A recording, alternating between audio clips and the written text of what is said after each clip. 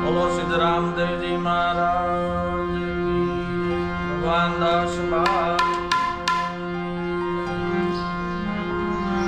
પ્રેમ से बोलो नमः पार्वती पति हर हर महादेव।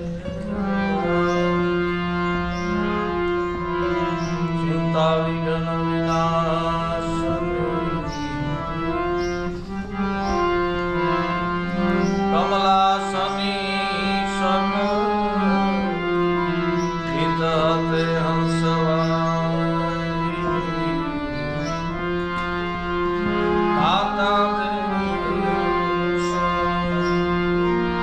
कुलदेवी हे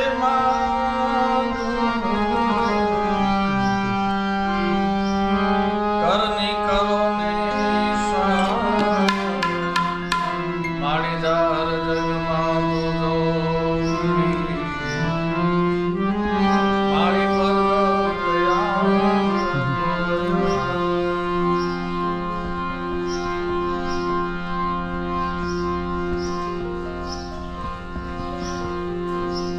ચોલી ગામ ચાપભાઈ માની જગ્યા સિદ્ધરામદેવજી મહારાજનું મંદિર બહુ 750 વર્ષ જૂનો ઇતિહાસ છે અને કહેવાય છે સંત સપૂત ને તુંબડા ત્રણેયનો એક સ્વભાવ એ તારે પણ બોળે નહીં એનો તાર્યા ઉપર ભાવ. અરે અરે એવા સંતો અહીંયા બિરાજમાન થઈ ગયા હોય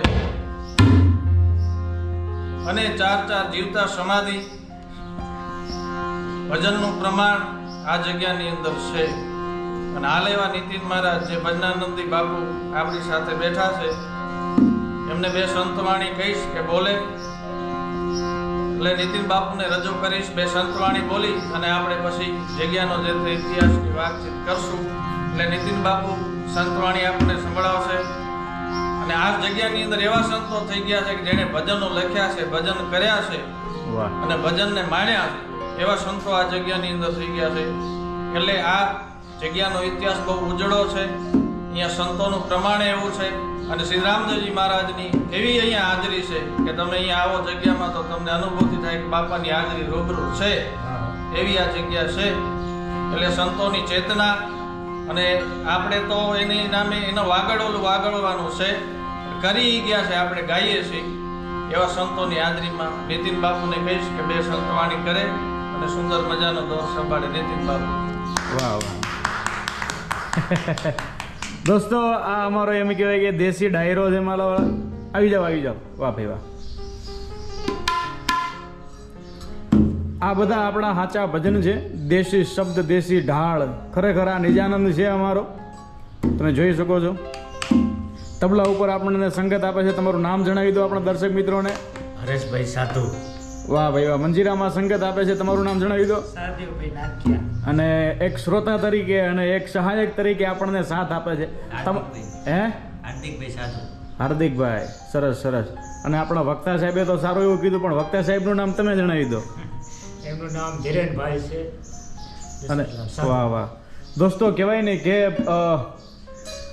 આપણે મળશું મેળે ખેડન, મળશું કંઈક ગામ ગીએ, પણ મળશું નહીં મેકરણ એક દિયા ધરતી ઢંગ થઈએ.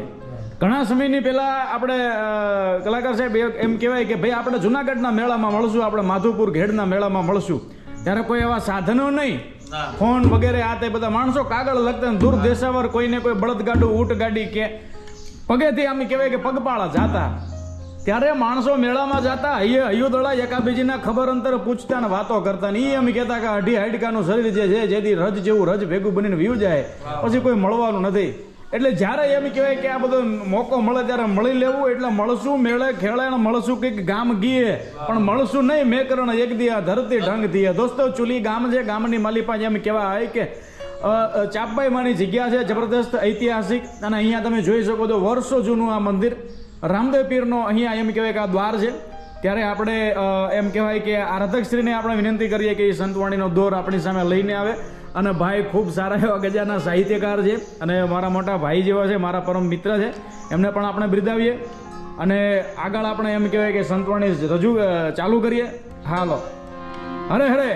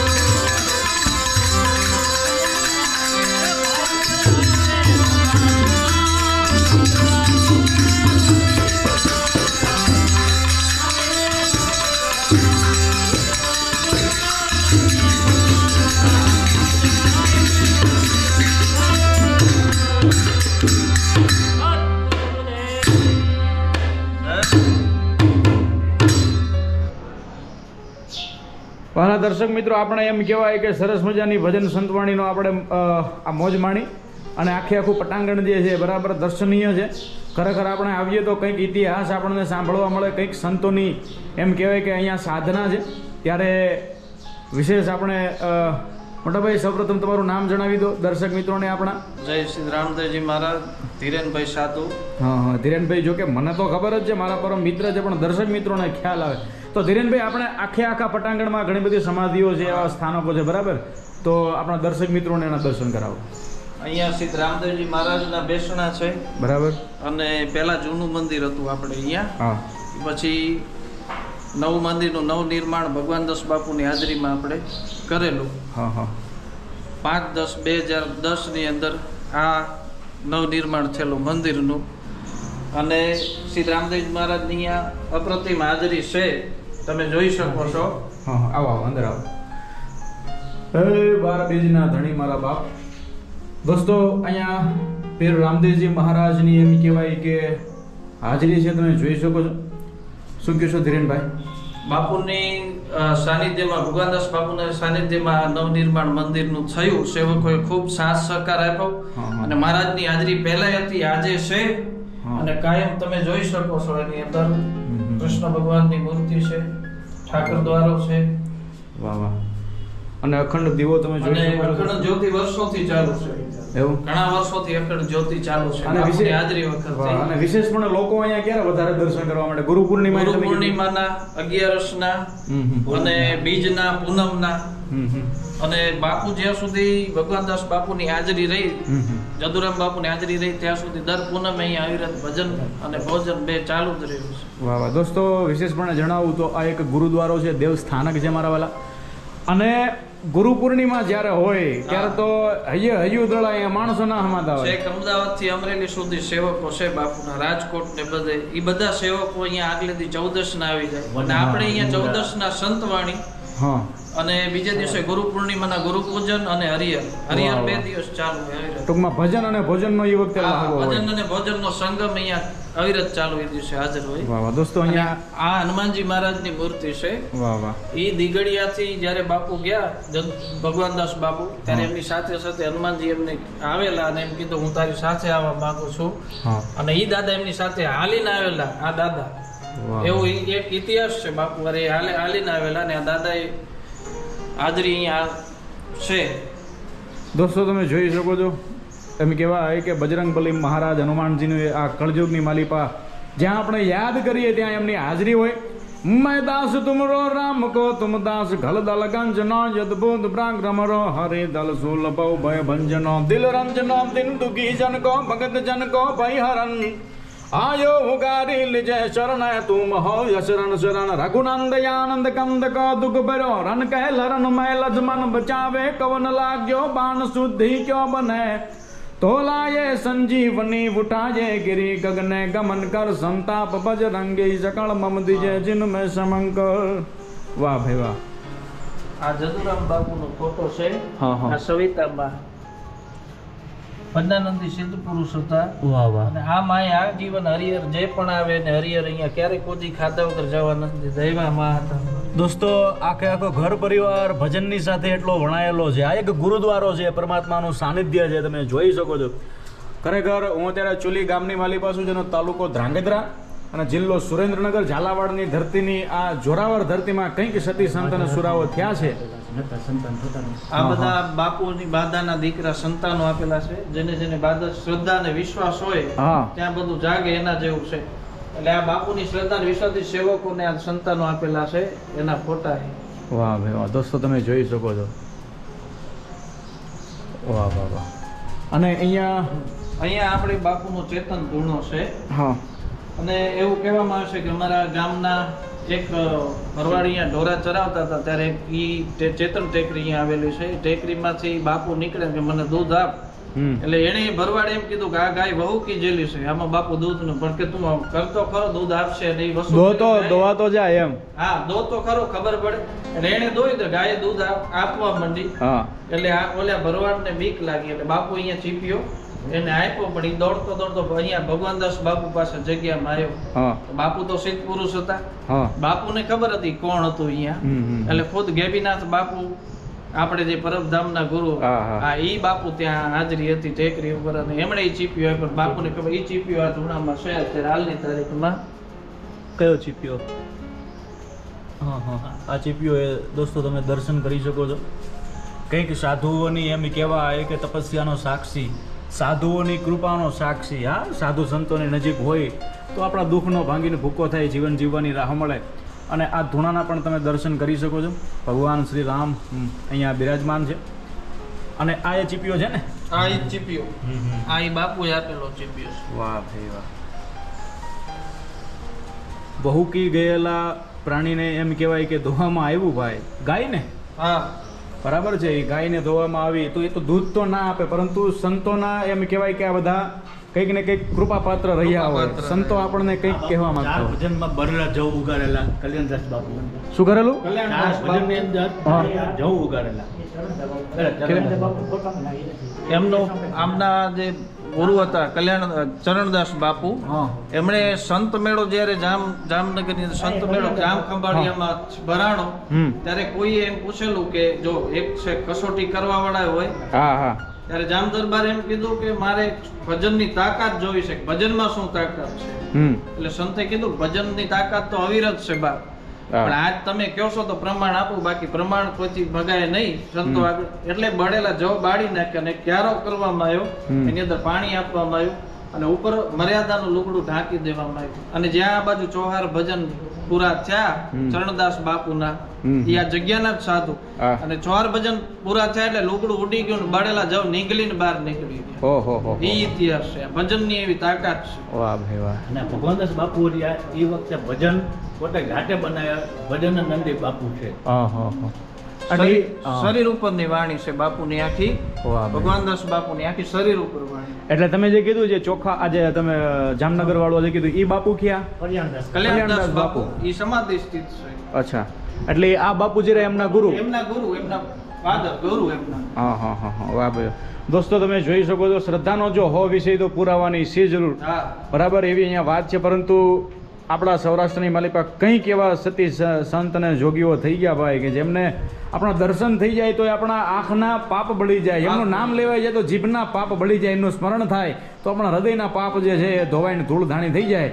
તો એવી સરસ મજાની આ જગ્યા ચૂલી એમ કહેવાય કે તમે આવો તો જાણે એક યાત્રા થઈ ગઈ એવું આપણને લાગે. હા એવું આપણે આવો આગળ બીજી ઘણી બધી આપણે સમાધિ હા દર્શન હા કરી. આવો દોસ્તો અમે ભજન કર્યા, ખરેખર આનંદ આવ્યો.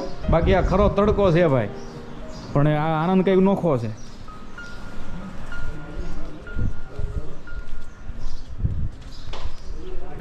અહીંયા સમાધિ છે બાપુની. હા વાહ ભાઈ વાહ.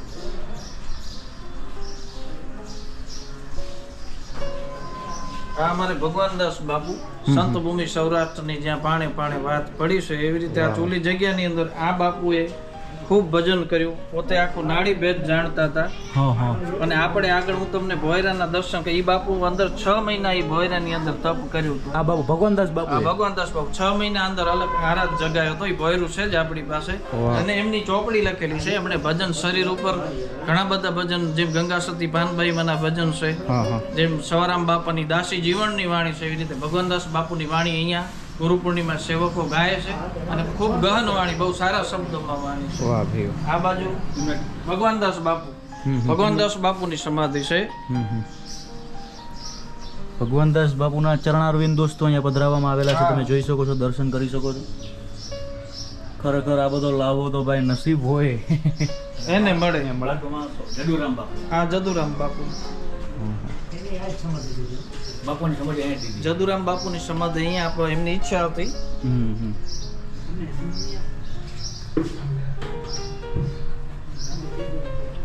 આ બાપુનો એવું કહેવાનું છે કે આ બાપુ એટલા માયાળુ હતા, બાળક જોડે બાળક જેવા.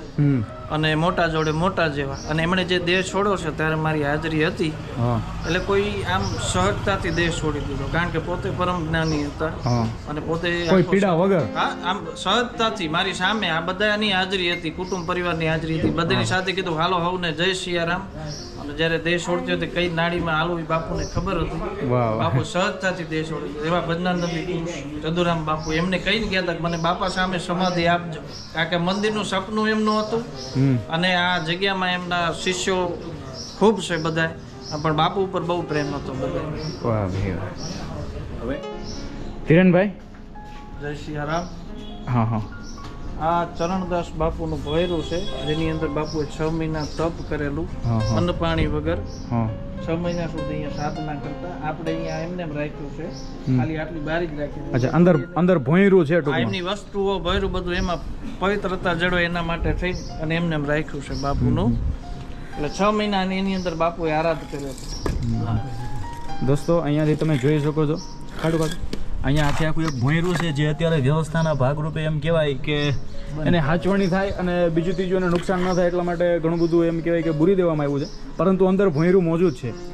તો એ સાધુ, એ સંત, એ મહાત્માએ એમ કહેવાય કે અહીંયા 6 મહિના સુધી સતત તપ કર્યું હતું. તો ખરેખર આપણા ઝાલાવાડની ધરતીની માલી પર આવી અનેક જગ્યાઓ આવેલી છે જ્યાં દર્શન કરવા એ આપણા જીવતરનો લહાવો છે. આખે આખા બધા તમે દ્રશ્ય દોસ્તો બધા પ્રસાદી ભૂત કે જ્યાં એ સાધુ સંતો રહેતા હતા ભાઈ, હા બરાબર. હા એમની તપોભૂમિ જ કહેવાય. તપોભૂમિ છે, તપોભૂમિ. હા હા. એ આખે આખા દર્શન તમે ગુરુ કરી- પૂર્ણિમાએ ખૂબ માણસો આવે છે, હમ ગુરુ સ્થાનને બહુ માને છે. હમ હમ અને છેક અમદાવાદથી અમરેલી સુધીના બધા સેવકો આવે. 2 દિવસ અહીંયા હરિહર ને ભજન બે અવિરત ચાલુ રહે. વાહ ભાઈ વાહ. વડાડા અને આજુબાજુના ગામડામાંથી પણ લોકો ખૂબ આવતા હશે. આ ગામે સેવક જ છે જગ્યાનું. આ ગામે આજુબાજુના ફરતા ગામમાંથી કલાકારો એટલા આવે, હમ હમ. સંતવાણીના અને માણસો એટલા આવે, બધા સેવકો જગ્યાના, અને ગામે આવે. ગામે સેવક જ છે જગ્યાનું. વાહ ભાઈ વાહ. દોસ્તો ચોલી ગામના આ બધા દર્શન આપણે કરી રહ્યા છીએ. વિશેષપણે વિડીયોને તમે નિહાળતા રહેજો. દોસ્તો ધીરેનભાઈનું ઘર જે છે ત્યાં જ એકદમ નજીક આ એક નાનકડું સ્થાનક છે. ધીરેનભાઈ શું કહેવા માંગો છો સ્થાનક વિશે? આ ચારણ માતાઓ થઈ ગયા છે, જગદંબા ચારણ માતાઓ. હાજી. તેમાં આઈ ખોડિયારમાં, આવડમાં, હા. એમ ચારણ માતા દેવલમાની સમાધિ છે. અને દેવલમાં એટલે ઘણા બધા સમયથી આ સ્થાનક છે અહીંયા. વર્ષોથી વર્ષો હા હા. માતાજીનું નામ દેવલમાં હતું. દેવલમાં પેલા, કારણ કે આ ચારણોનું ગામ હતું પેલા. ચૂલીમાં ચારણોની વસ્તી ચારણો, વધારે. આ વિજાણંદનું ગામ ટૂંકમાં. હા જે જંતર વગર શ્રેણી વિજાણંદ આવે ને, એ હા. વિજાણંદનું ગામ. હા. આ ચારણોનું ગામ હતું. હમ હમ. એટલે આઈ દેવલમાં અહીંયા સમાધિ લીધેલી છે. વાહ ભાઈ વાહ. દોસ્તો તમે જોઈ શકો છો અહીંયા મને પણ દર્શન થયા આજે પહેલી વાર. શ્રી દેવલ માતાના આપણે દર્શન કરીએ. ચારણ માતાજી હતા દેવલમાં. આજે એમનું આ સ્થાનક છે ચુલી ગામની માલિપા. તમે આવો ત્યારે અચૂક દર્શન કરજો દોસ્તો.